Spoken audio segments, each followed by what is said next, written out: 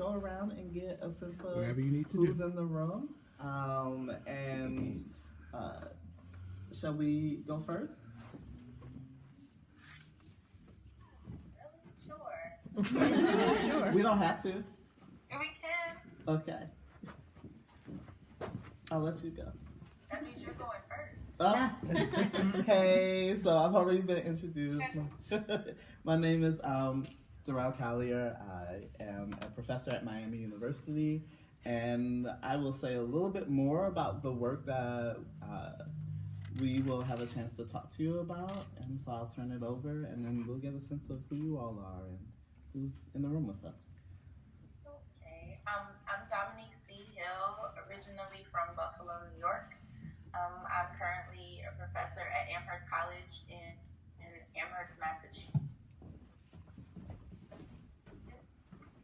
Used at Miami University of Ohio, and I lived in Ohio for a little bit, so yeah. So we can just go around, or people can just get started. My name is Lois Shagag, and I am a member here at St. Peter's. I am currently a teacher of sewing skills in OTR, and I make, along with Julian, friar habits and other things. I am a graduate of Miami University, so it's my alma mater, so I'm very happy to be here. I feel right at home. I'm Carol. I'm a retired social worker and a deacon in the Episcopal Church. And I've had 3 grandchildren who have gone through Miami. One is about to graduate. Okay. I'm Vaughn Lowry.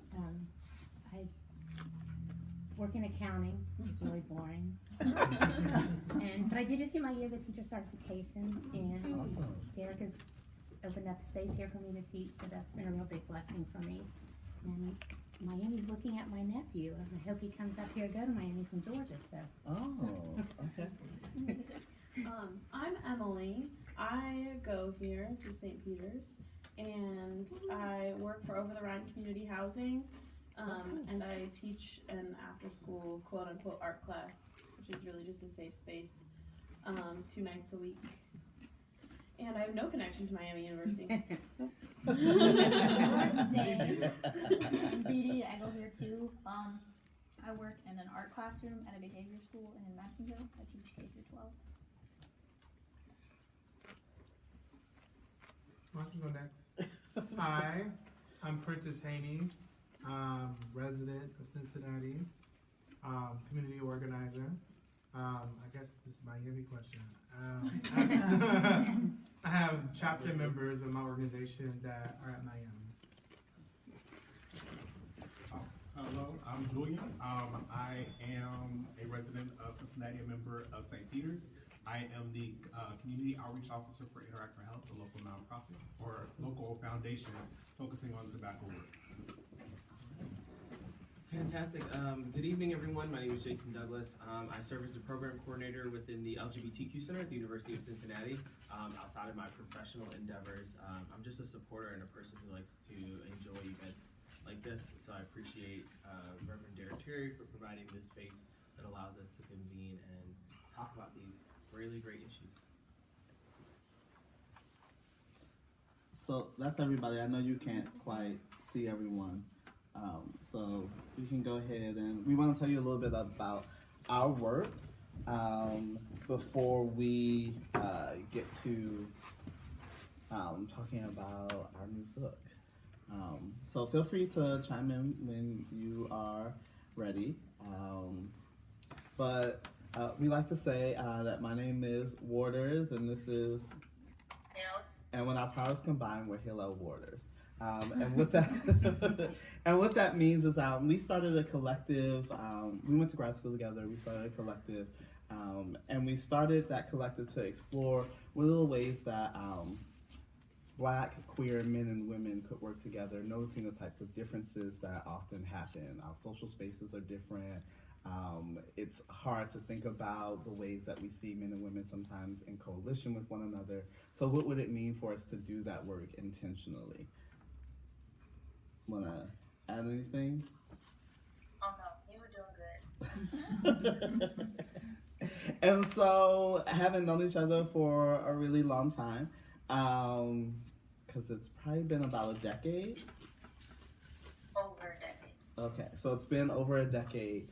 We decided to move our work together. We do performance work together as a part of what we do alongside our research, or as research in some ways.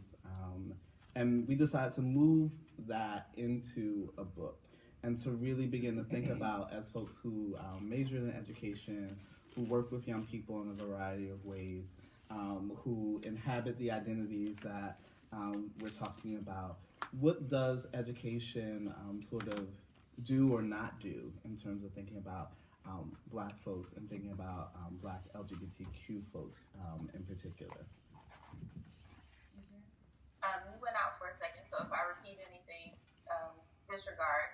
But we also wanted to think about how art could be a way, specifically, to talk about particular issues, as well as to create new possibilities. So to think about what are the more creative forms that we can use to create a conversation that is accessible, but also to create conversations that are relatable and that are located within Black culture, and that would really find or offer some sort of resonance to things, as opposed to just one way of doing things, the scholarly way, whatever the scholarly way is. So we wanted to trouble those things.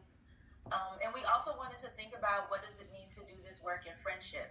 So not just to do it out of a chore, a job that you went to, but not necessarily have intimacy or a sense of accountability or responsibility beyond the job, but to really have a day-to-day, like a personal, I know your family type of way. What does it mean to do the work in that way, and how can that produce different sorts of experiences, different sorts of outcomes, and different possibilities? So just to give you all a sense of what we're intending to do, in case you're like, they're doing a lot of talking, when do we get to talk?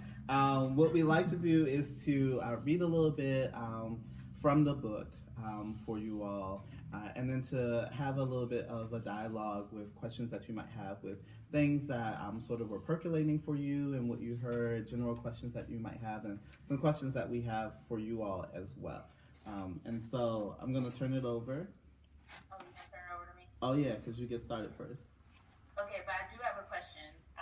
And maybe you all talked about this already, but what brought you today? Did you all talk about that already? Nope, we didn't. Okay. It would just give me a sense of like, what's bringing everybody into the room today? It could be the wine and cheese, because I don't have any. I have to eat. I'm not feeling the best, but just wondering like what's on people's minds that brought. Yeah, it could be simple. My friend brought me. Just wondering.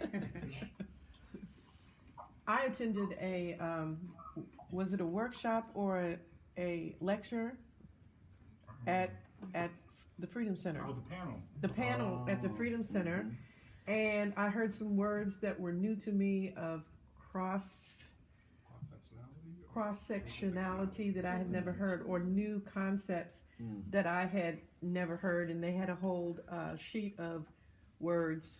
I said, okay, I'm just talking all wrong in the community. So I wanted to be better informed, and I reared a young woman, and my daughter is lesbian, and was lesbian. Unfortunately, she took her life at 45. So, and I think it was part of her struggle in dealing with life in general, especially her spiritual life, and not having a place like St. Peter's to be welcomed and affirmed. So I'm curious. I want to support the people I know that are dealing with stuff, and I want to be able to communicate with them respectfully. Does that make sense? It does. Thank you. I came because I care a lot about learning in all realms of social justice, but especially because About 98% of the kids aged 5 to 14 that I work with are African American. And a couple months ago, one of the 13-year-olds maybe came out at school and is not being treated well. And I, although am a queer person, didn't come out until I was an adult, and my experience is very different. So just trying to learn more. One of the things, can you hear me? Yes. Awesome. One of the things that was important to me was we have such a heteronormative society. I wanted us to be able to talk about, I just felt that hearing what you all were writing about would help us to break some of that down, so that we don't always have that language, even if, I mean, most kids we talk to may not come out into their college, but they're going to remember the experiences and what people said in elementary, middle, high school, so that we can just be more inclusive in our language and in our dealing with people, whether we know they're queer or not. I think it's important, and just kind of working with youth, especially your inner city schools. A lot of times, even if you are queer identifying, sometimes it's easier when you first hit the door to come at it with heteronormative language and just that perspective. Because if you start talking about more inclusive language and queer issues, it can kind of shut people down, and you just start hearing derogatory terms, and the whole room takes a different tone. To find a different way to address that in a way that still connects to your inner city youth of color, but also bring in the inclusion would be great. Yeah, I'm here just to learn too, and also even with the yoga classes, like I'm a big supporter of LGBTQ and African Americans, and I really think that the yoga community needs to be more inclusive and have bigger bodies. I mean, just, you know, I think yoga is such a great practice, and I would really like to see everybody, you know, feel included and feel welcome to come, instead of having this stereotypical, it's a size 3 white female that does it. So They're in all the commercials, though. They are. yeah. And I also think around positivity, something that brings me into this space is to look as a Black queer identified person is to find more support and positivity around Black queer bodies, because there's a lot of homophobia and transphobia that plagues our community within the Black community, but finding ways in which I know that you two have written about is to explore that through artistic expression, through thought-provoking content, and I think that you have provided an outlet and space for that. And I really want to unpack and explore what that looks like in a room that's very diverse and in places where we don't necessarily get to have these conversations, so that we're all privy to the talk, privy to the language. Yeah, I came because I love all these gatherings that Derek has, because of the same kind of thing you're talking about. A diverse group, learning about people's experience that I don't necessarily come in contact with. And I have a transgender granddaughter who has been through hell, so I'm particularly interested in issues. I'm sure they're somewhat different for Black transgender people, but not some the same. Thank you. So, before you go ahead and get started, I just want to say I know we have another guest who just arrived, and so because we can't quite see everyone, and so I'll go ahead and let him introduce himself, and then turn it over to you. Oh, I have to say something. Yeah, just who you are. That's all. Hi. Well, I will add that I'm awaiting a call about the school board interview that I just had for the vacancy, so we'll find out about that. But my name is Tim West, longtime educator, big fan of Durell and certainly your book, and looking forward to digging in and turning in all the teachers that I support to the work. Thank you. So we're from the echo. Do you hear the echo? No, we don't. Oh, okay, well good. I'll deal with it. So we're gonna read from one of the chapters Notes on Terrible Educations. The book kind of moves across various gazes and is trying to interrogate what is the gaze upon the Black queer body, what is the gaze upon Blackness, what is the gaze that we offer to ourselves, and how can we sort of move beyond the sort of pathological gazes, the negative gazes, and see something more complex, and what happens if we do that. So this piece is the gaze of educators onto Black bodies. When Mrs. Stansbury sarcastically dismissed my dream of being the first Black president of the United States, and when Mr. Dodd repeatedly called my Black peers and I so stupid, their deliberations on our words were final. These two elementary school teachers, with some unknown and arbitrary formula, determined the extent of our life chances and possibilities. In quick verbal body blows, they peeled away pieces of our innocence. Under their class roof, we came to know that our success, our dreams of who we could be, were perhaps limited and would require battle. So I'll read you all a little excerpt,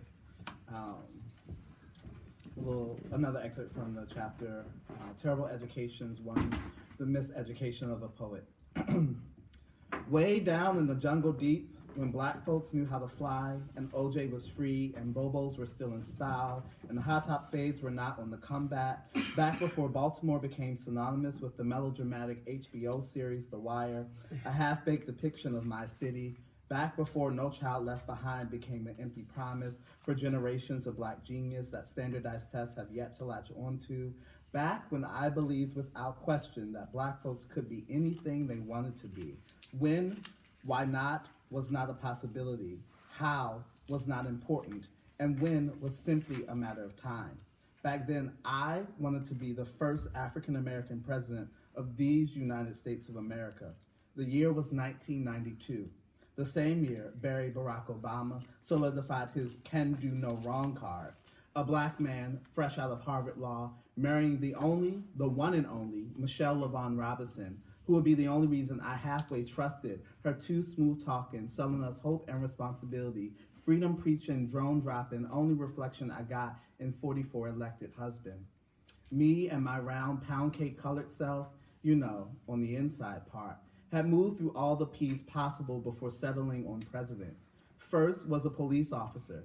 Then I wanted to be a politician. And for a brief moment, as if foreseeing my own future, I wanted to be a preacher. Pilot did not make the cut at all, neither did parole officer, nor pharmacist, or paramedic. My mama was a paramedic at the time, but I wanted to be the first African-American president. But pound cake colored boys, like on the inside, who come from my side of the tracks, cannot be president of much else except prisons. That is what Miss Stansbury told me in front of the whole class. So she says, through bright purple lipstick, what do you want to be when you grow up? Sharply, without missing a beat, I said, the first Black president? The first Black president? Silly as you are, you won't be much else than the president of somebody's penitentiary. Silence falls. The dialogue ended. Point one for the infamously dreaded substitute teacher with frizzled orange hair, slightly balding in the middle, on brown and colored skin. Miss Stansbury strikes again. It is now, way after watching Mandela become elected president of South Africa, just some time after I realized RuPaul really was not a woman, meaning that my mama had been right all along, as mamas tend to be, just a little after Black women's love came and found me for who knows the umpteenth time this is. It's sometime after we lost MJ to some weird combination of fame, vitiligo, and being Black in America, and after we realized Whitney had been drowning all along, and that there are some things an autopsy will never tell us. Well, I'm sorry. I would like to go back and say something like, well, you know what? My grandmother and my mother and my uncle and Sister Mabel and Reverend Bailey and Mama and Papa Isabel and Sister Louise and Sister Shirley and Miss Marva all seem to think I could be. They keep telling me I can be anything I want to be when I grow up. Score one for the pound cake colored boy. Like on the inside. The class is hysterical. There are oohs and ahs and he's gonna get it and giggles. Nobody liked Miss Stansberry. And I mean nobody.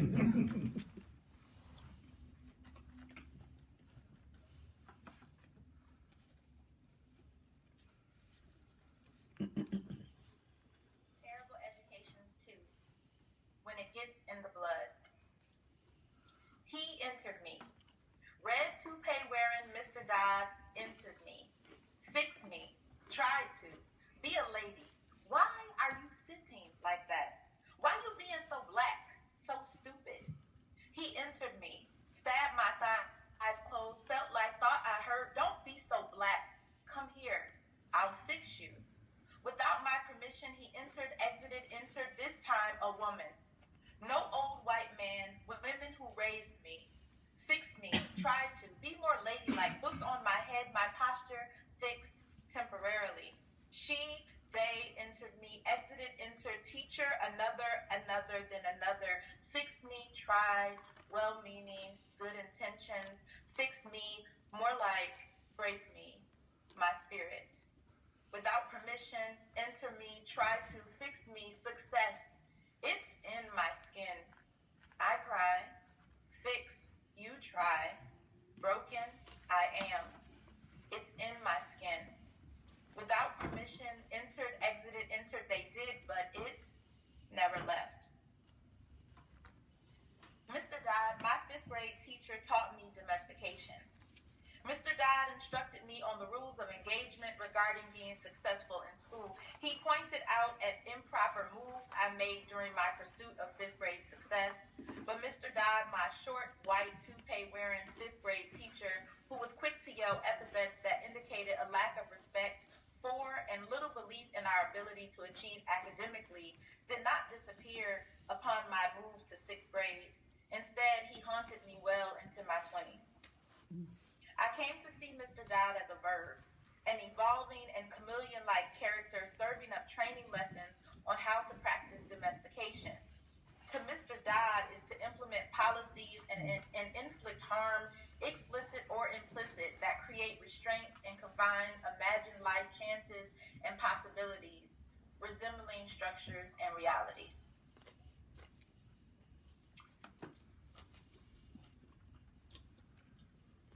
So I just want to take a quick moment to check in. We have another portion of the chapter that we wanted to read, but I just wanted to check in and see, do we want to just go straight into that reading, or do we want to take a quick moment before going into that part? I'm talking with you. Oh, with me? Yeah. Oh, I thought you were checking in with the room. No. Like, whatever everybody wants to do. We can do a both and. So let's have a quick moment. Like, we have another piece that we like to read, and we have some questions. But do folks just want to continue, or do we want a quick moment to dialogue before we go to the last part that we wanted to read with and for you all? You should read it. Yeah. Okay. Continue. Okay, got you. All right.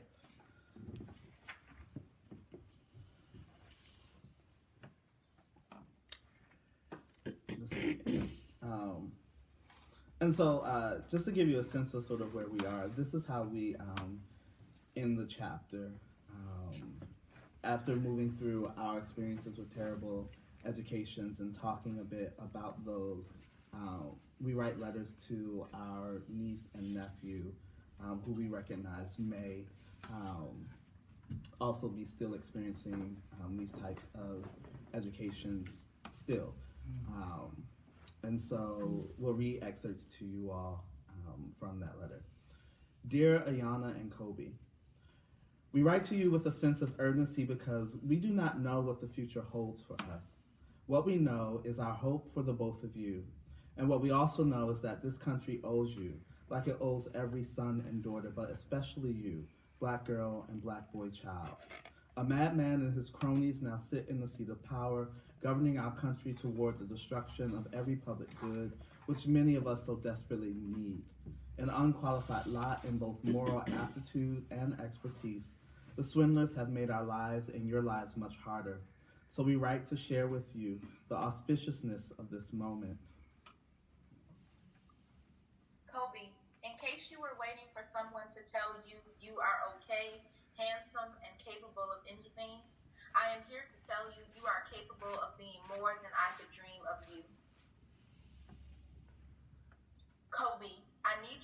your power so that no one, not even family, can make you feel less than. This world swallows children up, especially Black children. I see you, Ayana. Bright, bold, brilliant, blazing star. You are not your mother's fears, nor this society's erratic anxieties. Black is everything. Try not to wait too long to know this. Hold on to it when they try to show you your reflection in illusion mirrors. This letter is to your brilliance, your potential, and your alrightness. Always hold close the truth about who you are, and to Ayana and Kobe, let no one determine that except you. Love, Auntie Dom, and Uncle Rel. All right. Oh, thank you. I had a question. Were Yes. all the excerpts written by you, or were they excerpts of other people writing from, like you can do collections, or but they were by you and your associate? Okay, so a pound cake colored person on the inside, huh? Pound cake colored boy. A pound cake colored boy on the inside. I didn't understand the. Gotcha. So you know pound cake. I do know. And you know how the outside is a little darker than the inside. Yes, I do. So yeah, I'm about the complexion of the inside, not the outside part. Well, I was trying to understand, and I was having trouble. No, it's a great question. I love pound cake. I just was like, wasn't getting it. So do I. It does sound good. Because I was having that butter smell, and I was not thinking about anything derogatory at all. On the inside. Yeah, on the inside. But and I don't mean to be, but all those comments, all the steps that you went through, if I don't know how many people can think back to the times when you heard those derogatory statements from teachers and you moved on anyway, or it brought back a lot of angst of being young and not being able to have a voice, but still had to move forward in school, So actually, that's really great. So one of the questions we wanted to pose, and I think it's just good for conversation now, is what resonated for other folks about what we shared, and as people get their thoughts together, I'll also share with you that for both Dominique and I, these were educational stories that stuck with us. So I mean, we got PhDs. We've been in school a long time. So we've had lots of different teachers, and we have some great experiences.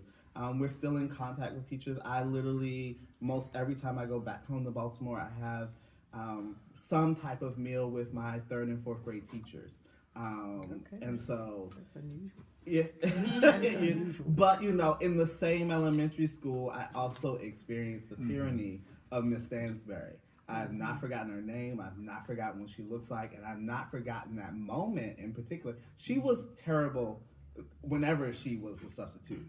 And nobody ever wanted her to be the substitute teacher, but she often somehow managed to be the substitute teacher at my elementary school on a regular basis. But that was one of those memories that stuck with me in particular. And all those other memories are also all the other things that are happening in the 90s for me that I'm conscious of, and that I can also look back. Some of them are not 90s. It's not necessarily chronological. Whitney Houston isn't quite 90s, but it is after, right, that moment around Bobos, and it's after Mandela. I watched Mandela be elected. That was a thing we did in my elementary school, which also thinking about the state of schools in this moment, sometimes public schools are not connected to what's happening in the public sphere, especially not across the ocean.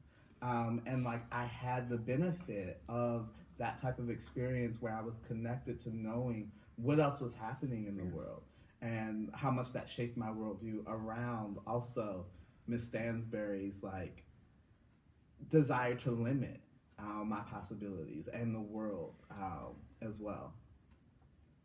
But having said that, being a 90s educated young man, then my experience at being a 50s educated person, coming through elementary school, and I had my primary education in Buffalo, New York. So hey, but I was the only African American child in a place called Bear Road School, and my father happened to be a teacher at the university, but that made no difference in how we were housed, how we were treated, and that a cross was burned on my front yard. So, it still resonates from 50s to 90s, unfortunately. And I think what also resonates or connects for me is also thinking about Miss Stansberry was black, Mr. Dodd wasn't, and so also thinking about like those experiences of who the perpetrators are and the types of how those are historical, so to speak, or how we can look to a particular type of history and still see them in our present moments. Yes. It's interesting that you, like with both stories, I can definitely connect to both of them in different ways. And really, it's interesting because as I think back, I always had a hardest time connecting to my African American teachers because they did not know how to take me because I did not fit into the mold of what a boy student is supposed to be. So, they would say like, why are you doing that, or why are you walking like that, or just these different type of things that they just always saw me as a nuisance. Where some of the white teachers would take a little bit more time to deal with me, but then I also had horrible white teachers who thought they were helping, but then would just kind of crush your dreams as well. So it's interesting. Thank you. I really appreciate the letter to the niece and nephew. It really resonates with me on two sides. One, if I was, what were the names? Ayana and Kobe. I think about if I was Kobe and if my uncle had left me with this letter, that from that letter I pulled love yourself, know yourself, you're okay in this world, to be you and to live you wholly. If I had that, then when I was 16, I would have remembered all of those sentiments and I wouldn't have had so many struggles that many black queer young men have around isolation, alienation, suicide ideation, and all the others. I would have loved myself, and I would have said, because my uncle loves me, and because he had this letter, and he gave these words to me, But then I also think about it from another perspective of, what am I leaving to my nieces and nephews? What am I leaving to the next generation? What are those tokens? Am I still leaving that same love and that care? Because regardless if they're queer identifying or not, this world is a hateful place. And it is a harmful place, and it is hard. And sometimes we need to show love holistically and just letting them know that we're wrapping all of ourselves around them and comfort. And it makes me think, like, do your diligent efforts. Even when you think you've done enough, still do more, because you never know what anybody else is going through. So that's what I'm pulling from it, and it just resonated with me so much. So thank you for that passage. Thank you. It's interesting. We do have, in thinking about some of my own family members, how we address them or how we work with them, and especially when I see myself in them and see some of the issues that I went through, that they're facing the same. Now knowing places that they can go, that they will be supported and loved as they are, who they are. I make sure to include them in that. One of these places is this church. So with bringing in people into this church who I feel that I can see, you can see something. And without trying to ask them about it, because I know I can tell that they are uncomfortable and not ready to talk about it. So just providing them a space to say that you are wonderful in your gifts that you have, that you don't have to change anything about yourself. And you can come here and everybody's gonna love you and everybody's gonna treat you the same. It's always a good thing, and then they can see other role models that they can follow, that if they have questions, they know that they can come to us about anything.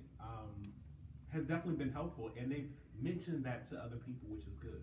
I mean, I grew up especially as a church, I think that's important because for my family, church is important, and to go to church is important. I grew up as an apostolic kid. So to have this place now that you can still believe in that, you can still do all that. I said the same. This is my love.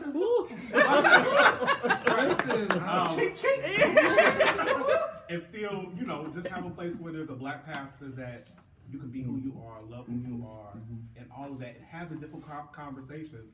And I mean, shoot, if you want to talk about sex, we can talk about it, and we can just go there.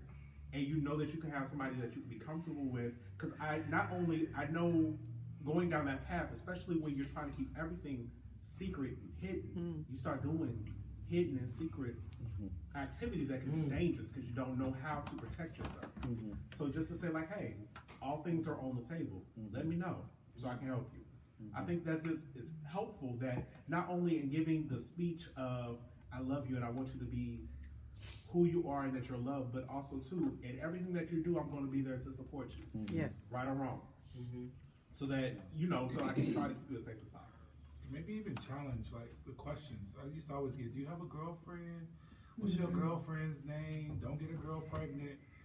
And I mean, I dated girls and stuff until I realized I'm gay. But like for a lot of my friends who weren't ever interested in girls, okay, don't get somebody pregnant. That wasn't teaching healthy sexual habits, which led to all kind of dangerous stuff because we don't talk about it. We have this very like monothematic way of dealing with our children. Yeah. So I did want to bring that in a little bit, and also give Dominique a chance to also chime in a little bit, but just some of the points that both Jason and Julian raised, and going back to Pastor Derek talking about heteronormativity, which is just this really big word that people are not familiar with, that talks about the ways that we as a society privilege and center heterosexuality, and then also privilege and center other normative ways of being in the world as we think about sex and family makeups.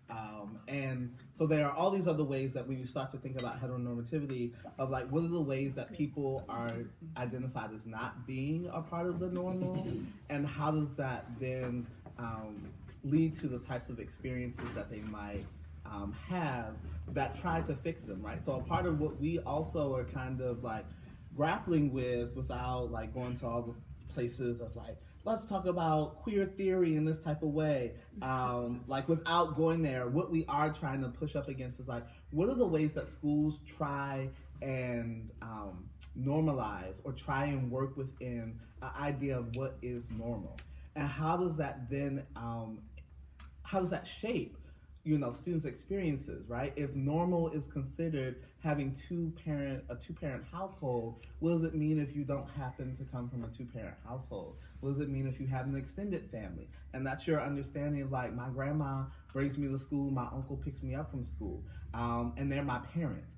How do when you put on the form who your parents are, and it's not, like everybody else's parents, how does that set up a way for me to like think that I'm wrong, right? Rather than the system that's around me is actually kind of making cookie cutter ideas about what is normal and thus what's acceptable and what everybody should be ascribing to. And I just, went to the parent place. If you happen to have two parents, that's great. I'm not picking on, whether, that was your experience or not, is the example that I happen to have. But there are other examples that we can think about around class and like how we normalize a certain type of class within schools.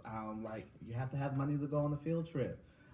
Free and reduced lunch, like all these other types of ways that like there's a norm that's privileged and they have a much easier experience in these spaces. And then, there are all these other people and folks who we try and fix. Mr. Dodd tried to fix Dominique in certain types of ways. Family tries to fix us in certain type of ways of make sure you don't come back pregnant or don't get anybody pregnant, right? It's a very particular type of understanding. So I'm gonna give Dominique a chance, and then I see your hand, Tim. I was a little bit more about normalizing in the book. There's also a pushing. Part of the book is really to acknowledge that Blackness is already outside of normal. It already operates. It's already left of normal. So part of what we're taking up in the book is how a war, to a degree, is waged between Blackness and queerness that doesn't allow Black queer bodies to show up and be just whoever we are. That poses a challenge. So when, for example, in school, Mr. Dodd, it wasn't just that I was a girl behaving in a particular sort of way. It was also that I was Black and I was a girl that was assertive and had lots of questions, and that I was what you would call a tomboy, and I didn't want to sit in a particular sort of way. It was the combination of all of those things that caused a problem. In my classes, despite being a grade A student, despite all of the things that I did have, those particular sorts of things worked against me to the degree that it shined or disappeared the other things that were going well. That would show that I was not a terrible student. That would show that I wasn't going to wind up possibly pregnant or whatever the case may be. But that my Blackness, and therefore my Blackness being outside of the norm, being then queer in and of itself. Don't even add the sexuality part in 5th grade, because that wasn't there yet. But there was also a sexualization of my body in general, which doesn't get talked about in the book. But there were all these sorts of things, or innuendos about my legs being open. I'm in 5th grade, tired of sitting in the seat. Why wouldn't your legs be open? I don't know. But there's all these politics around that came together. And so the book is also trying to push and trying to get us to think about the ways that, to a degree, conflict or there's violence that already happens to Black queer bodies by nature of the fact that Blackness and queerness are seen as antithetical. They're seen as opposition. They're seen as two different armies at war with each other, not as something that one can happen comfortably in one landscape, on one body, in one community. So that's also what's taken up in the book. Something about the letters. So the other thing, thinking about queering, and which isn't all, it's built into the letter, but I don't know why Durell and I decided to write to who we decided to write to, as in our nieces and nephews. But we both, Durell wrote to my nephew. Say that again. I was also trying to think about. Say that again because there was a technology thing. Oh, I'm sorry. So I was saying I don't know how we made deliberations around who to write to, both having nieces and nephews, but that I decided to intentionally write to my nephew, and Durell intentionally wrote to his niece. And we were thinking in the same sort of articulation. James Baldwin writes letter to my nephew, around race and racism, but we were thinking, again, trying to trouble this relationship of who often talks to the young girl or who often talks to the young boy, the young Black boy and the young Black girl, and felt it important to have that conversation together. And a little bit of backstory about Kobe, in our family, his parents constantly push him to do more masculine things.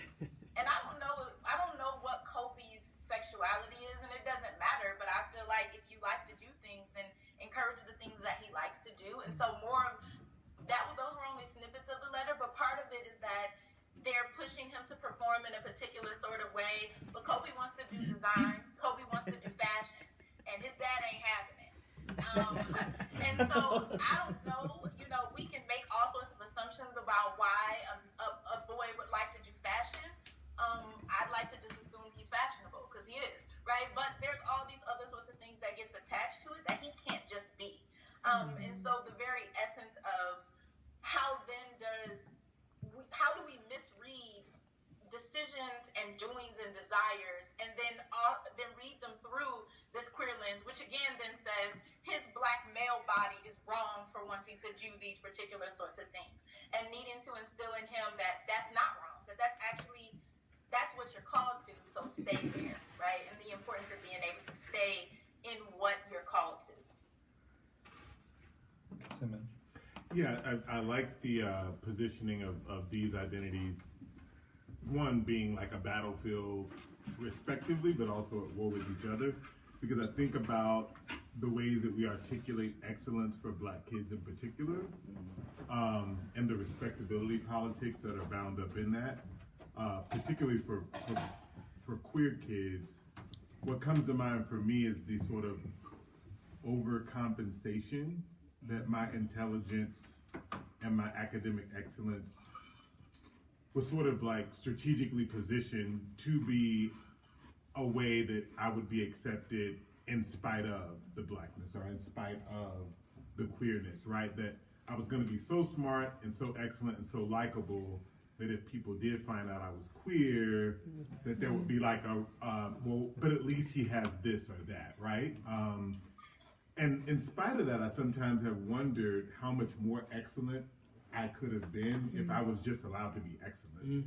And that the worry about me doing this for a purpose, or I'm doing this just to make sure I'm not thrown out of the house. I hold a position in my family as the first kid that graduated from college. And so I kind of knew that like, that would be like the good thing. Like, if they found something wrong with me, I had all these other good attributes.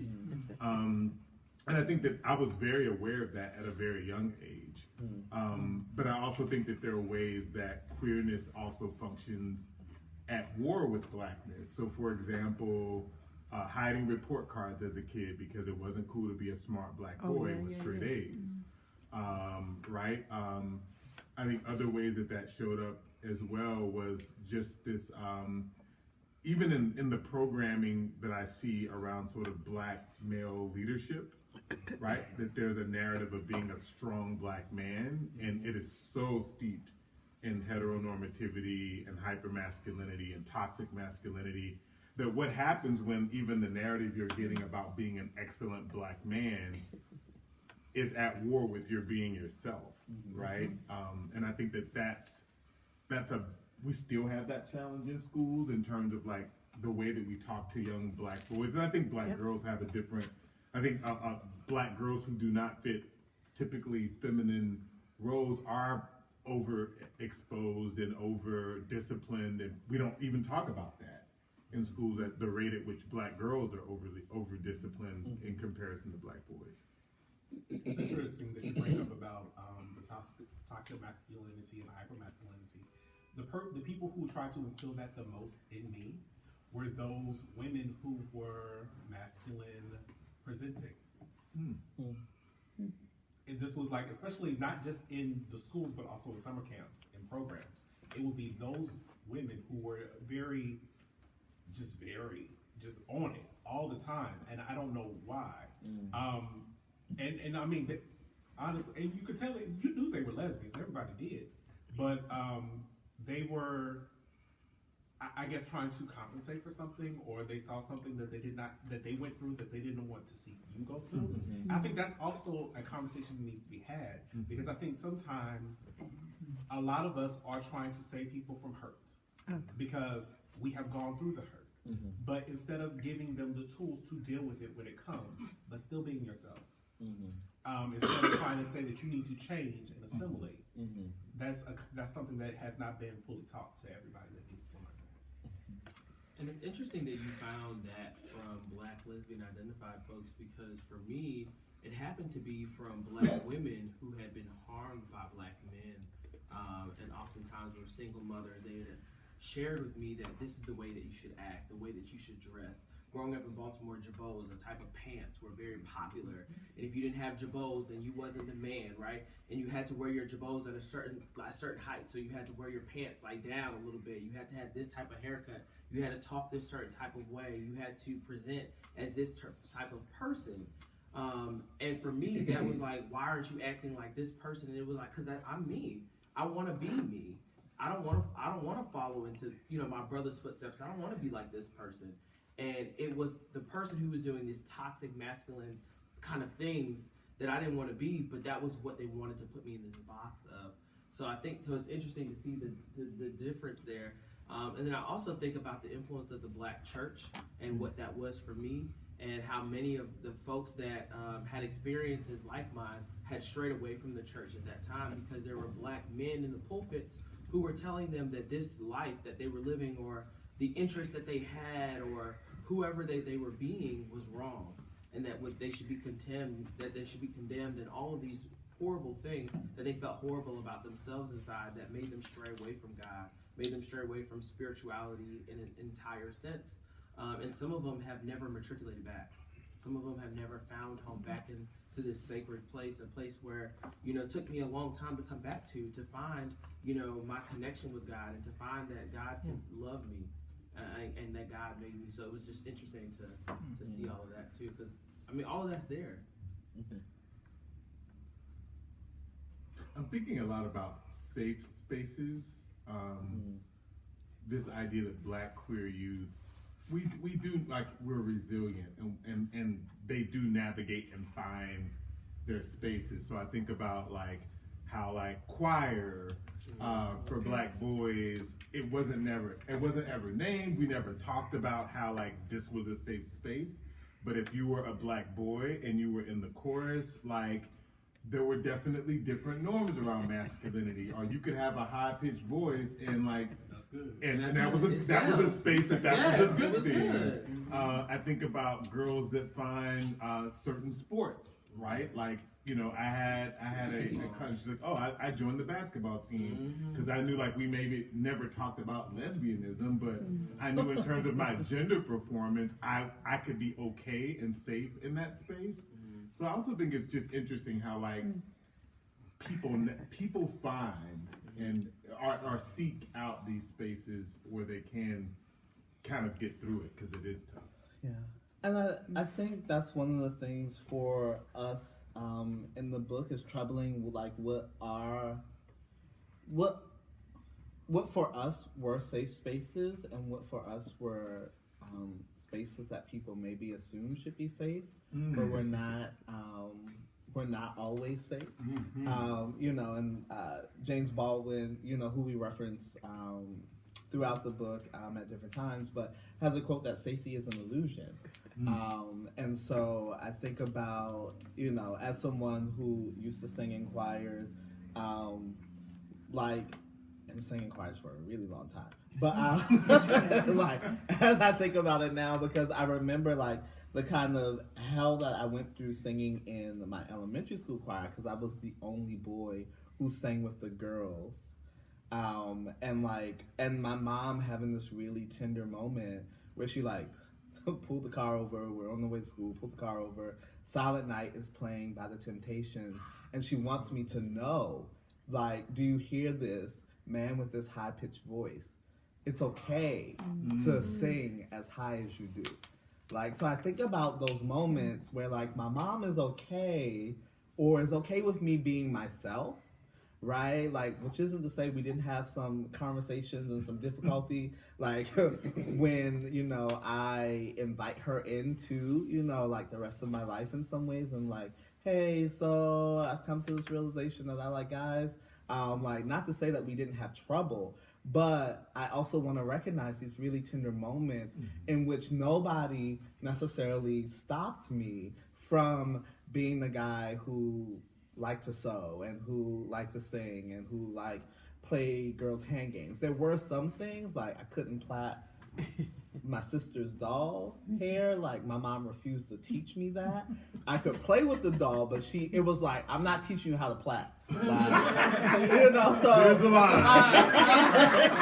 you know, there were all these like, but at the, you know, which was fine. So I just taught myself how to plait. Like, you know, I figured it out. I learned underhanded because I taught myself. You know, but like there were all these, you know, these sorts of damaging narratives that we have about how Black families are particularly homophobic or not safe spaces, or churches. Like, you know, it's when I leave my home church that I have like my first like homophobic, like outwardly homophobic like experience from the pulpit, right? And schools should be these safe spaces, and we're like, actually school is like where we've had some extremes amount of violation. And like we've, you know, again, we've endorsed school for a really long time. Like, you know, so also just troubling, like, what are our ideas of like safety, how they map onto particular spaces and communities, in particular in experiences, and like to trouble that a little bit. I don't know if you wanted to add anything, or if maybe we want to throw another question in there. Okay. Can you speak up a little bit? Yeah, I'm looking at the question.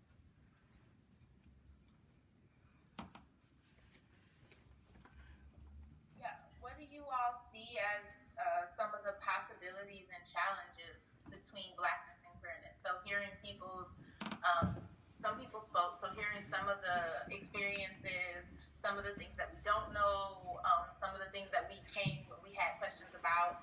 What do you see as some of the possibilities and the challenges for holding those two together, not as a war?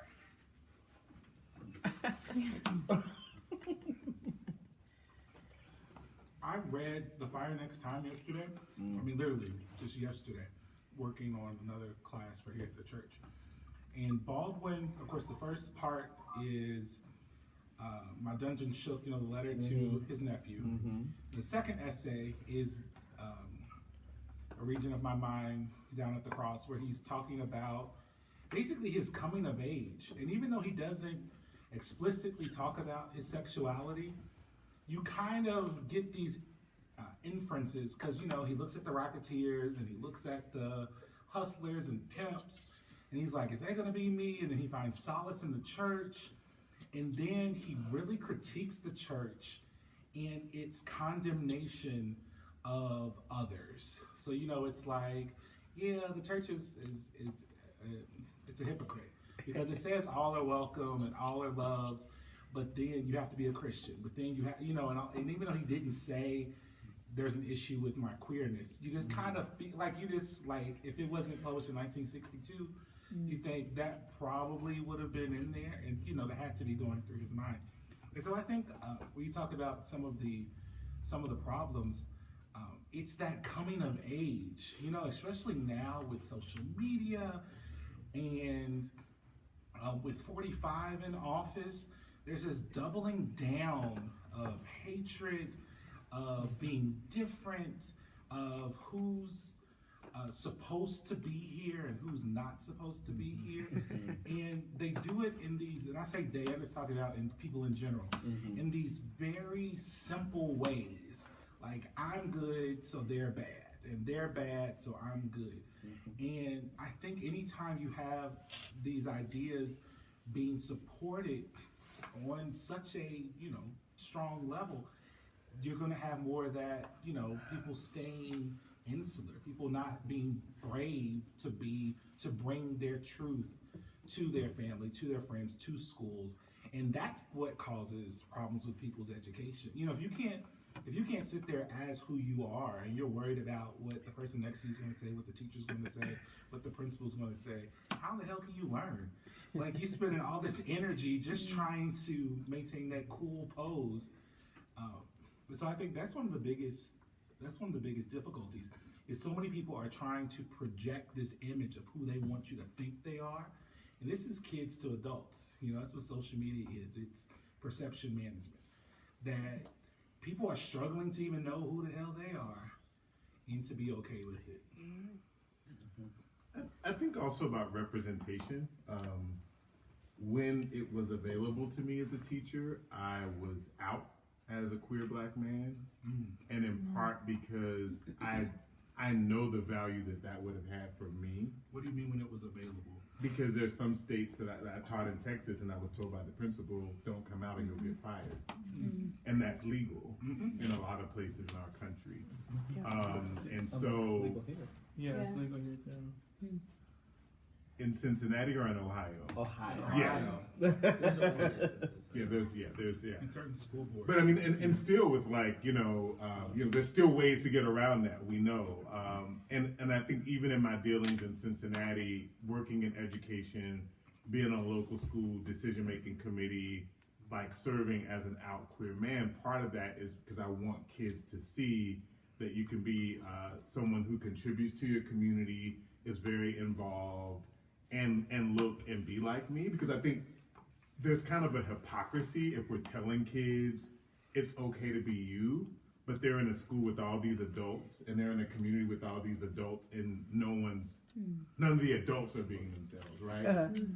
And I think that to me that always was an interesting kind of very true thing of like, oh, okay, it's okay to be me, but like none of the teachers.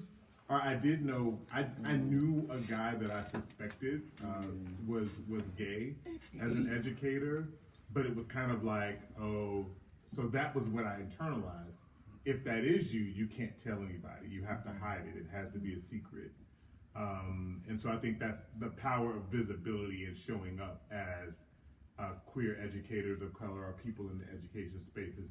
It's so critical for kids to just see that and see themselves. How do you do that though? Because I was thinking about, I know a lot of teachers who are queer and who are not out at school, and it's like a thing, and it's just like, and they'll tell you, it's my Even personal just life. kind of doing sexual health education, I remember I did not want to derail my class. If I'm there to talk about sexual health education information, I remember walking into a school and being called a faggot by 4th grade students when I'm going to talk to 7th and 8th graders. Literally, kids coming out into the hallway to taunt me going into a school, and realizing that I did not want my message about using condoms or healthy relationships and stuff to be tainted or class totally taken over by the subject. So how to broach that with this inner city, primarily African American population, where they're getting all this information about from outside, just kind of infiltrating in. So how you can be that beacon of light while still maintaining decorum in your classroom so that your information that they need can get to them, and also your safety. And I think it's different when you're a teacher. But I think also some of that is it's how different people show up gender-wise. I realized I had certain privileges as a very masculine presenting queer man that people didn't necessarily know unless I told them. And so I think I also use that as an advantage to say like, like you wouldn't even know this about me, and guess what? But I do think that like a lot of kids, even that taunt, and I think this is a narrative, Durell, to your point of like some of the narrative, the meta-narratives that we're given about black kids being more homophobic, sometimes it's a test of like, are you gonna be honest with me about this or that? Because I remember coming out to one class and the girl was like, because we see that man drop you off every morning, right? So there was this whole thing of like, we've already been talking about it, and we still love you no less, but we wonder if you are going to be honest with us about what we have figured out. And I think even more so today, like the kids, they know. They are just so much more aware. They always start with asking me if I'm married. So then I was like, yes, well, who are you married to? So then it's an easy, there's always that segue, because they know. Right, and it's not like, it's like, are you going to, how far are you going to take how this? far are you going to take this? And it's not necessarily like a punitive thing, it's like, I think sometimes kids are asking, I did a workshop where I told teachers not to shame the question, because a response that they would often give kids when they would ask teachers, is you gay, would be like, that's an inappropriate question, don't ask me that question. In fact, they're probably asking for a reason. And by saying, don't ask me that, that's inappropriate, you're making the idea. You're saying it's wrong. You're saying it's wrong, as opposed to, does it matter? And they'd be like, no. And I'd be like, Okay, and in some way I've answered the question by just saying, would it matter to you if I was? They'd be like, no? Okay. Yeah. And I mean, I also think there's a lot there, but one of the things that I want to highlight is, this book is entitled Who Look at Me, and then there's a colon, Shifting the Gaze. But the Who Look at Me is homage to June Jordan, who wrote a children-length poem called Who Look at Me. And we take seriously that, like, young people are really smart. Right. She wrote a book-length poem to young people. It's not for adults. It's for children. And she put fine art pictures in there because she really believes that young people know how to read poetry and understand these complex ideas in it, and they can look at fine art and also understand these complex ideas in it.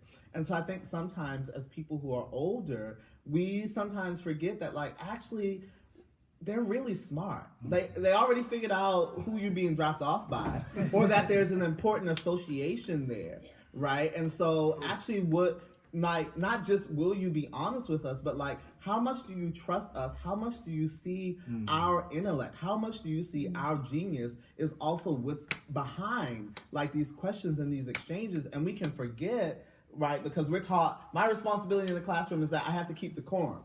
So it's a top-down approach to what's supposed to happen in a space with younger people, as if they have no agency, as if they can't actually shape this space with us. So like, it also takes some shifting of dynamics of us, you know, who are older sometimes, to like, how do we actually like center relationships that are a little bit more equal, even as we recognize like we're gonna give the grade, or like we're responsible for suspending people.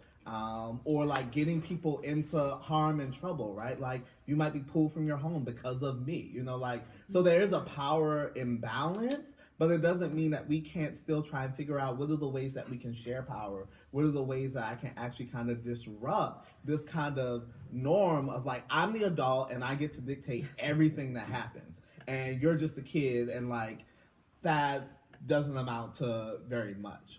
So I think like, that also is there, as well as like, how do we do some of this is also about how we shift dynamics like that we might have that can create these atmospheres in some ways that we might not be conscious of. And like, to also like, Julian shouldn't be by himself. Like, it's not the responsibility of the queer identified person to be the queer representative. So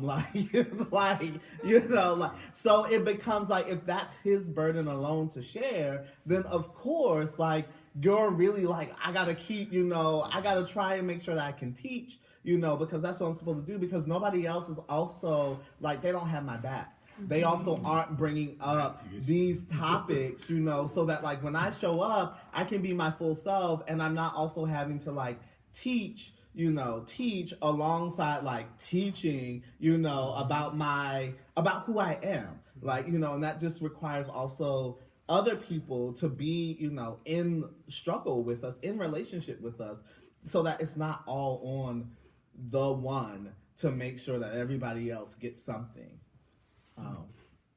Did you want to add anything? Yeah. Oh, thanks. So as a white, pretty middle class person, like, all of my kids are like, yeah, you're a white woman, you're allowed to be gay, but then turn around and use like derogatory words towards each other. And most of my volunteers are also white women. Like, we finally got a Xavier basketball player, and he's like, yeah, we got you, cool, stay. But that's it. So I don't know how to, they're like, yeah, you're fine. I even brought my wife as a volunteer one night, and they're like, oh, cool, Miss Dee Dee, awesome. But to each other, and about, especially the guys, like, using really, gay, no homo. Yeah, no homo. That every time I have a really talented artist who comes, and he's good at drawing, and every time he shows one of his drawings, they're like, you're so gay, like, and I don't know if he is or not, but like, they just, it was my first day with them, and they were throwing around the word fag, and I was like, what? Well, I don't know what to do. And yeah, so any pointers? For me, it brings me back to You know, even looking at like the Black Lives Matter movement and how we're looking and seeking liberation of Black people and Black bodies, and we see obviously homophobia and transphobia in those spaces, to where even Black Lives Matter coalitions are now moving to like mass action for Black liberation and all that kind of stuff, and changing their names because of seeing such. And it to me is very hurtful, because as we grow and as we see this accepted in our society, what about the people, like, there are queer people in those groups that are just trying to protect themselves. They're like, oh, I hope they don't see me, so I have to call this person fag, or I have to call this person such, so I have to pretend to blend in. And what's harmful is that they don't get to live their truth, but then they're also perpetuating this hypermasculinity, toxic masculinity, like behaviors, and that hurts. That hurts a lot of people.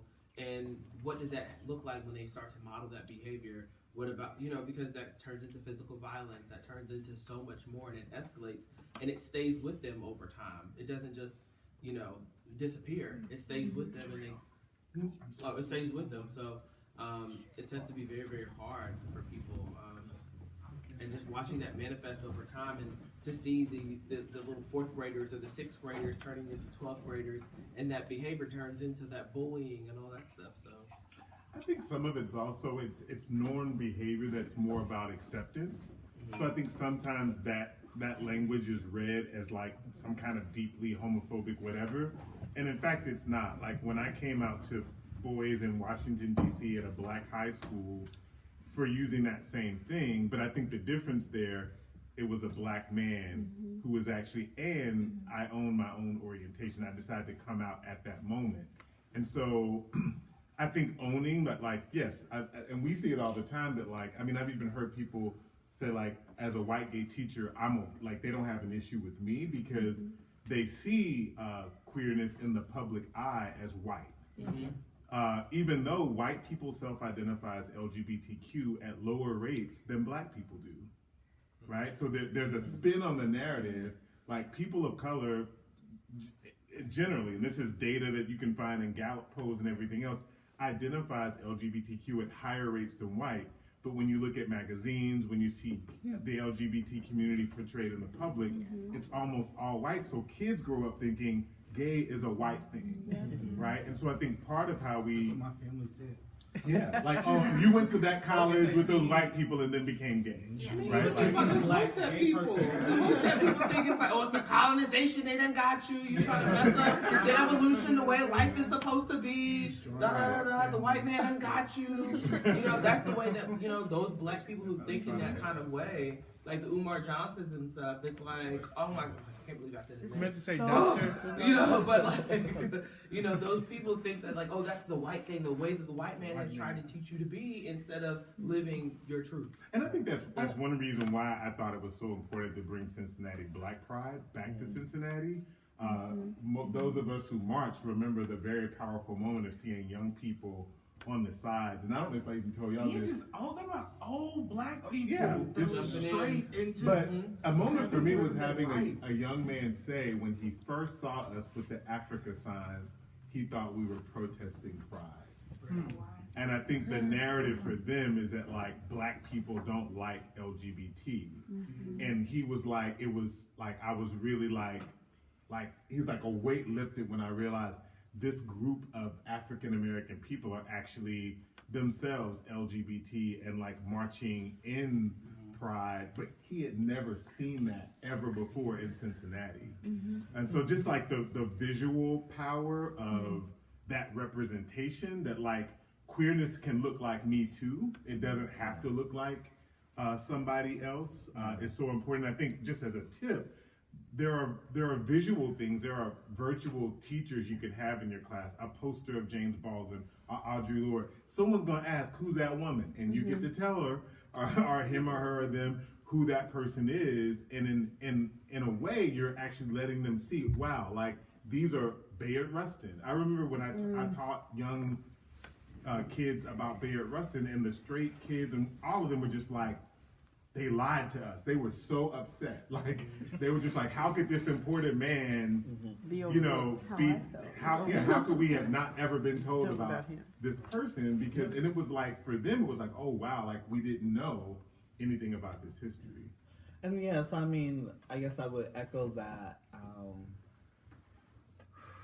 I would echo what Timon is saying, and I think about like some of the saddest things for me are these moments where I'm like, oh my gosh, I learned about Toni K. Bambara, and she was still alive at one point in my life, but I didn't know who she was when she was still alive, and like that, like really sort of sadness of not knowing someone who I should know, but also recognizing that like you mature and you grow and like you find out things when you're supposed to find them out. But like I still am saddened, right, at like a lot of, you know, Black, lesbian, bisexual, queer, feminists who like I just didn't know about.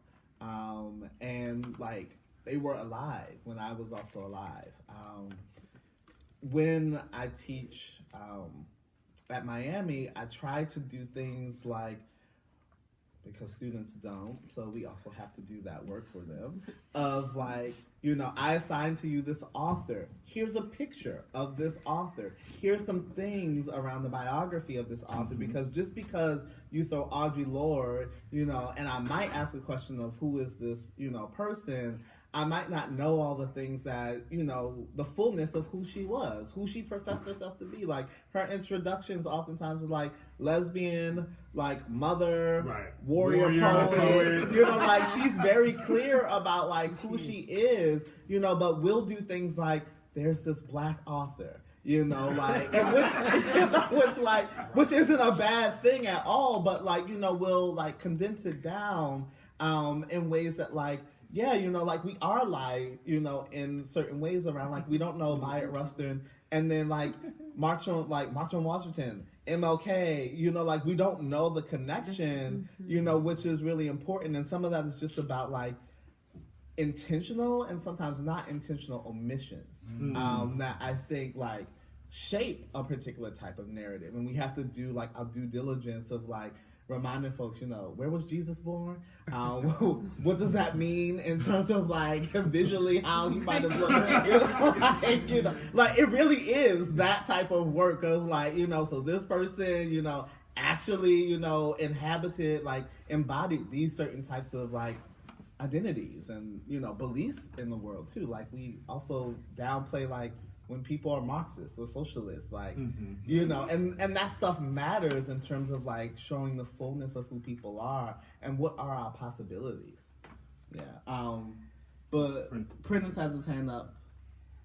So I was wondering if y'all could talk a little bit about, because the other part of this book is not just about the queerness and seeing it in schools, but also about how education through art is another way in which you educate folks, or education is disseminated. So I'm wondering if you could talk a little bit more about why you, for one, chose art as a medium of disruption, as also queerness as disruption. So I'm wondering why you chose that, and then also like, you know, what are some examples of that art in school that like informed this choice? That was going to be my question. How do we fix this? I don't know if it's a fix this question. Like, how do we but I think it's important to name that out. Yeah. Because like most of this conversation has been like dominated by like the experiences, which inform all of this, and also the other piece of this book is like, okay, so there's another way in which a disruption is already happening, seen and unseen, that like they're naming. So I just want to hear from Dom, especially I know Dom's a dancer too. Like, so like, how are those disruptions actually happening in the classroom, or if you're, and also I haven't read the book, so if the classroom is something larger than a school, like if there's some other place, other political education, popular education places that is also school, like Freedom School was a school, but it wasn't a school. Right. You know what I mean? Citizen schools, all that kind of stuff.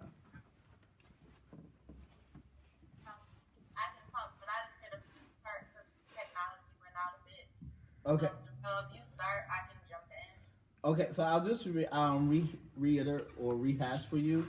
So a part of what Prentice was talking about is like the other half of the book. So how could we talk a little bit about education through art as a medium of disruption and queerness as disruption? Pastor Derek, you know, was asking like, so how do we fix this? So I think, sort of both these questions and part of like, and I think, I'll say like, for us, art is one way. There are multiple ways to do this type of work of sort of expanding how we see, who we see, what we see. And like our way for doing that is particularly through art, through poetry, through theater, through dance, through collage, are like our ways of sort of shifting these gazes. But yeah, those were kind of the like, can we talk a little bit more about art, the disruption, and I don't know if you heard, are there spaces we're thinking about in terms of, is the classroom larger than the school? So yeah, I'll let you go ahead and get started. Okay. So one of the things, thank you for that question. So the book, in terms of trying to disrupt, there's a lot of disruptions happening and trying to happen, as Princess alludes to, but education as being more than school. So one of the things that we're trying to do is to push upon what are the sort of social realities, what are the things that we see as extremities that we see outside of schools that are actually shaping the in-school process. So trying to challenge that. People will argue, well, what in the world does sexuality have to do with education? Everything. What in the world does blackness have to do with education? Everything. Because it shapes the very things that we see, don't see. It shapes our understanding of how we come to the space, what we're coming to the space for, all those things. So the book is trying to, press upon us the fact that everything that's happening in schools and what we're trying to solve for, like trying to solve for X in terms of school, can't be answered solely in the classroom. We have to think about the outside. We have to think about the gazes that are actually coming from the outside that are then shaping how teachers see or don't see their responsibility to Black youth in particular and to Black queer youth, what we see as our job as educators, whatever education, whatever you define to be an educator. So that's one thing that the book is trying to do. The other thing in reference to art, so in our own practice, which also shows up in the book, part of it is this idea of visuality and absence. There's ways that my work is around Black girlhood, and particularly how Black girls' bodies are seen, positioned, and how they're affected throughout their trajectory of education by nature of how people missee their bodies. And so one of the interesting things is that people see and don't see bodies. We see a body if it seems out of place. So if a body is supposed to be masculine, whatever we define as masculine, which is usually just a biological thing, then the body is out of place if it's too feminine. The body is out of place if it's supposed to be feminine, but it's overly aggressive. I talk with my hands. I go back to my report cards and I have all these notes. She's really smart, but she has a lot of mouth. She has a lot to say. She has this, she has that. And for me, my mom said, if it don't make no sense, ask some questions, right? But all of these things we see that out of place. But the other thing is that when we then start to talk about bodies, we disappear what those bodies actually look like. So when we say, what does a Black queer body look like, I doubt people will pull my body up, right? Why? Because it's feminine, possibly, because all the reasons, because of what someone alluded to about being changed, a queer conference, and say that. A girl stands up and says, wait a minute, you can't be a lesbian. Huh? Nope, go ahead, keep going. You lost me? Yeah, but you're good now. Okay. What was the last thing you heard? Can't be a lesbian. You heard that? Can't be a lesbian. Oh yeah, so I was at a conference and a white girl stood up and said, wait, you can't be a lesbian, you're Black, right? And was dead on serious. And so there's all these ways that when you have to encounter the literal body, it requires you to have to deal with some particular sort of thing. So we can abstractly talk about the Black body, the queer body, the feminized body, the drag queen body, the HIV body. We can abstractly talk about it, but if you have to literally come face to face with that body, that requires a different set of work. And so part of our work is to make people have to see our bodies. And so one of the chapters in the book is literally about bodies on display, which is based on a performance that we did trying to take up and trouble the violence that's enacted upon Blackness and Black and queer bodies, whether they're seen and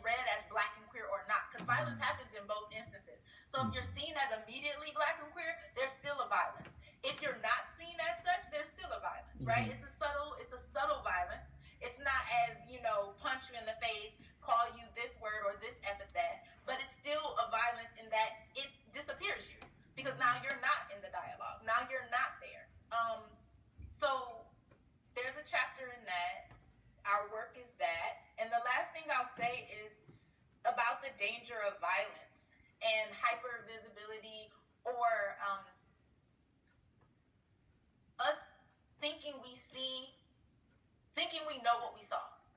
So, for example, when teachers, decide, well, in my research, people will say, well, there's no need to do research around race. This is an all-white school. Is white not race? So when we take up the same sort of argument or the same sort of conversation and decide we're not going to talk about queerness because we don't think there are any queer folk here, what does that silence do? When we decide that we're not going to talk about race because there's no blackness here, what does that do? When there are no kids that have verbalized that they're queer and we decide to stay silent about it, what does it do? And so in my classrooms, I mean, as a college professor, aside from that, I worked, Durell and I both worked in Baltimore for a summer college preparatory program. And one of the things that I did with the girls, I created single-sex education around college preparation. And one of the things that I required the girls to do was to write a journal. At first, they always be having attitudes with me. Dr. Hill, dang, why we gotta write this journal all the time? Why we gotta do this? But over the years, what started to come out in the journals by nature of me doing the activity that I do, which is called an assumptions exercise, allowing the girls to say how old they thought I was, where did they think I was from based off how I sound and how I dress, what did they think my sexuality was, what type of religion background do they think I have, what type of car do they think I drive. I mean, the stuff that they would say is hilarious. But by nature of doing that, what I noticed was started to come out in the journal was their issues with sexuality. And the combination of like race and gender creates particularly interesting situations for both people. But what I find is that girls find less space. So when I was thinking about, like, yeah, I play sports, but there wasn't a place where I felt like I could try on masculinity. I just was seen as wrong for being what I felt was me, but I guess it was masculine. And so the girls would start to divulge, I'm questioning my sexuality, or I have a girlfriend and I can't tell my mother, or my mother just threw me out, or like because of this, or religion is this, I believe in religion so much, but I also know that I like this, and what do I do, and is it okay to like both, and all of these things. And so we're able to communicate. I would write back to them in this journal, right? And you can't do that in schools, you get fired flat out, right? But these were some of the ways that the journal became an outlet for them. So perhaps even if you don't ever read the journal, but you ask the students or require them to do that as a way for them to release and express themselves, allows a sort of opportunity for them to explore themselves in another sort of way. So that was writing. But the other ways that they explored themselves was through zines and through poetry. That they can start to think about and reflect upon their own experiences, but you're giving them a container to do it in. So art becomes the container in which they can try these things on and know that by nature of you asking them to try it on, that it's okay for them to try it on. Oh, I got Durell. I know That's you cool. can't No, I got you. So yeah, I mean, I'll give some really short statements, and sometimes they feel really pie in the sky. But the fixing it, I was like, I'm like, run me $1 million, let me see. But I'm starting low. No, but I mean, I think it is some really basic things, but I think they're really hard in terms of practicing. So some of what I have is like, well, how do we fix the ways that young people experience education, experience the type of alienation around race and sexuality, or just being othered.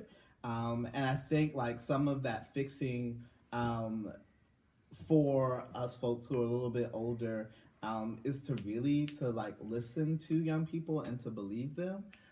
It might sound really simple, but I think actually we have a really hard time of listening to folks in general, let alone like younger folks who are actually, they're communicating with us But the question came off really abruptly. They didn't say it in a way that we wanted to.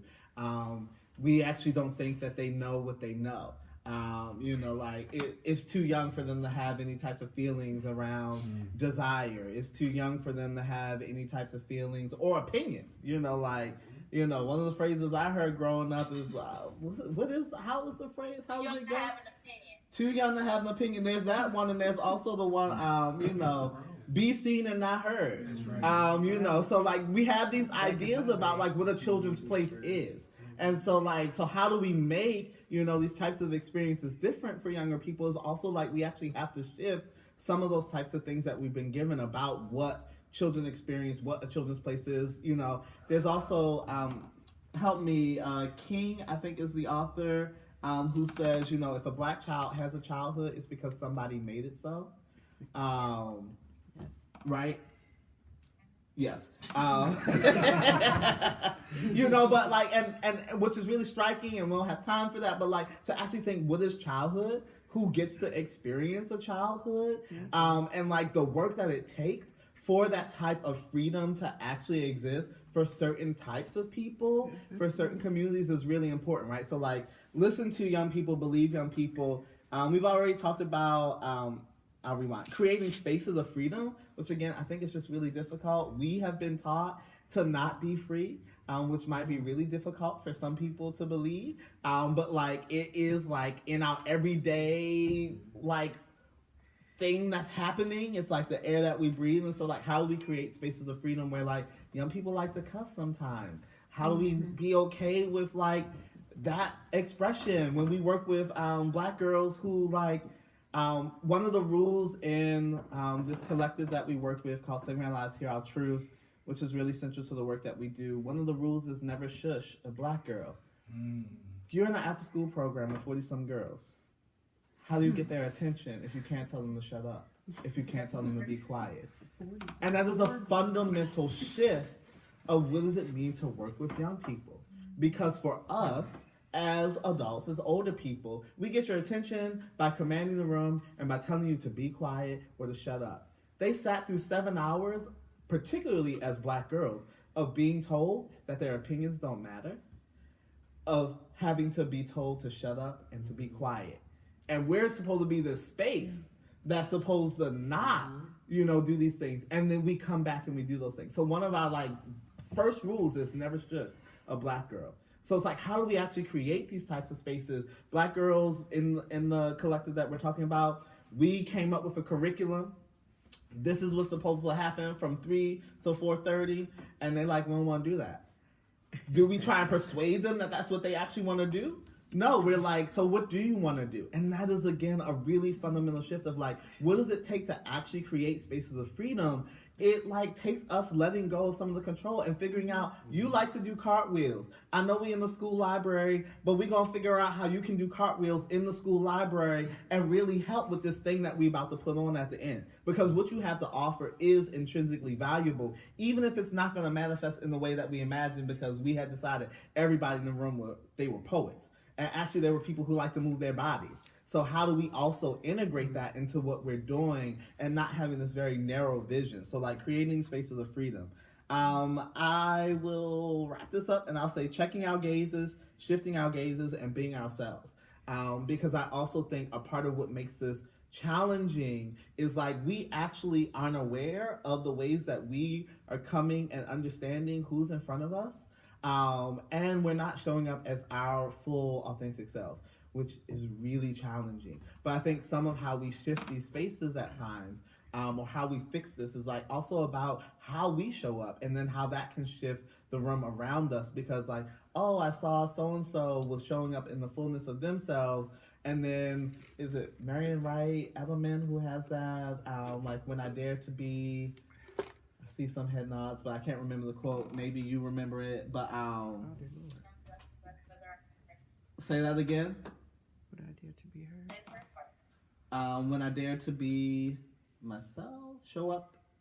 It's something about my life. I think when I dare to. We're gonna get this for you all. It's April's quote, favorite quote. But anyways, the idea of when we dare to show up ourselves, we also dare other people to show up in their full selves too. Okay.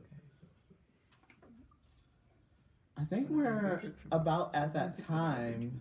Is there anything that you want to add, or anything else that other people want to add before we wrap up? How do we get the book? I was just gonna say also, I know that it's challenging, but one of the things I wanna say is that based on the work that we've been doing, it's also changed my family.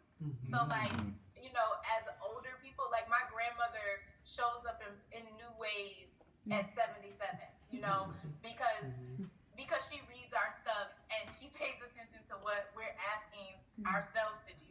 And so to also recognize the intergenerational need for the work, but also how similar to the same way that if we believe youth and we believe they have knowledge, then those spaces of coming together also can teach us, the generation before them, something else. It can also open us to be something. Like, this isn't just about them getting free. This is also possibly about us being able to be free in a way that we haven't been once upon a time. Yes. Okay. I'm still trying to find that quote. So while you're doing that, there was a question about how do folks get the book. So we have a couple of copies here available for the small price of $99.99. No, just $25. They're also available on Amazon.com, and they're also available through our publisher Brill. But I would definitely suggest going through Amazon, or again, we have a couple of books here available for folks to purchase. Will you sign the copies today? Yes, I can sign copies today. And if you don't have cash, I also accept Venmo and Cash App. Or personal checks, you know, I still know how to cash a check. You know, still carry a checkbook myself. So I do. Is the quote when I dare to be powerful, to use my strength in the service of my vision, then it becomes less and less important whether I'm afraid? Yes. That is the song. That's the song. It's by Audrey Lorde. So that's a different. No. It's a quote that's. Go ahead. No, there's another one. That one is Audrey. That's and Audrey. There's the one that you're talking about for April. They're very similar. They are. Super similar. One of the things I wondered just before we go is there a virtual platform for this? Because one of the things that the testimony aspect brought up for me is the space of I'm contributing to a research project where LGBT Black educators are talking about their experiences in schools, and there seems to be this like need. Like, one, there's no book about this kind of stuff, so like the fact that your book exists is just like yay, like something, because people come to me all the time like, what can I read to help? But I'm also wondering if there can be like a virtual repository for people to share, or like some way that they can actually walk through steps of how to think about, engage, and create the spaces for. Or even building communities. Like, I mean, some or many of us are part of the Black Educators Rock group, which is very triggering, and sometimes I have to take vacations from it because it's so homophobic. Okay. So what you said is don't join that group. Got it. Right. Like so like just be prepared. It's interesting because I have seen a shift even in that group. It used to be when people would say homophobic things, and this is like thousands upon thousands and thousands of Black educators. And when I first got there, when very homophobic things were said, no one really challenged it, maybe one or two, and now you're starting to see it shift. Like, more teachers and educators are being out. But I do think that there's a need for a different space that is like for people a community of practice. Right, who share those identities and literally both of those identities to talk through like what that can look like or be and just get support. So I think your book could be a great launching pad for a virtual community where people can talk and share. Especially ideas. Just to gain ideas about, because some of us who are not educators, who do not interact with students on a daily basis, how we can still in kind of ingrain this into our own cultures and or in our communities. Just being a person who is part of different creative craft and stuff communities is very interesting that you talk about this, because there's a lot of work going on around visibility right now, especially in the sewing and knitting community. There is some hashtags called Makers of Color and stuff like that that is going on about, like, that is really, people are working on this. There are actual, like, they're trying to build curriculums and having conversations on this.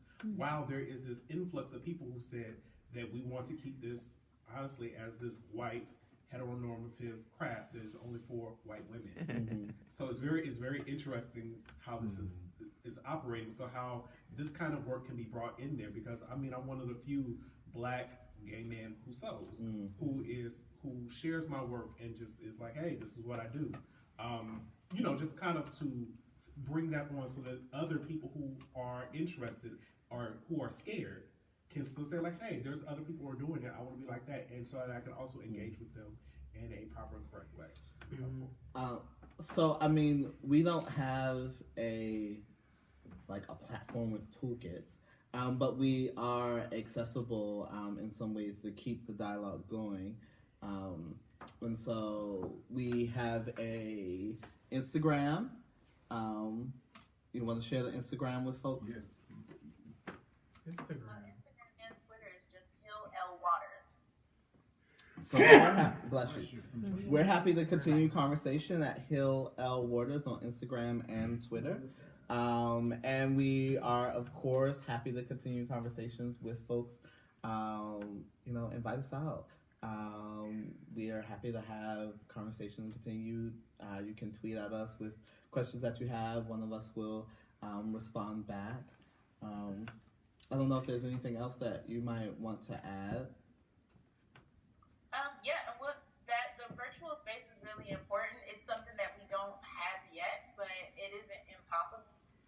So I think our quiet on it is just like, yeah, we have some thinking to do around it, but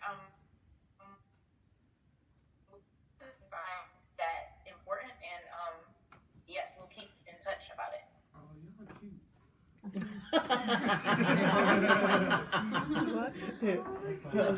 What'd you say? Online I and in real life. two different platforms. Well, as two different people. But we can also I am take free. folks' emails or other ways of maintaining contact if you aren't online, which is fine because sometimes we're not online either. And I would say, like, the PRISM group that I'm a part of, and anybody can join it. It's Teach for America PRISM. It's a community of thousands of educators, as well as the Black educators. Like, I think literally posting to those groups about your work will really broaden, especially if you tag people like me that can go in and be like, it's amazing. You know, I think like larger communities of educators need to know the work exists. Thank you. Well, I think we are at the top of the hour. So thank you all. Thank you, Pastor Derek, for inviting us. And, I'm here for more conversation. I guess we have to let you go. Hope you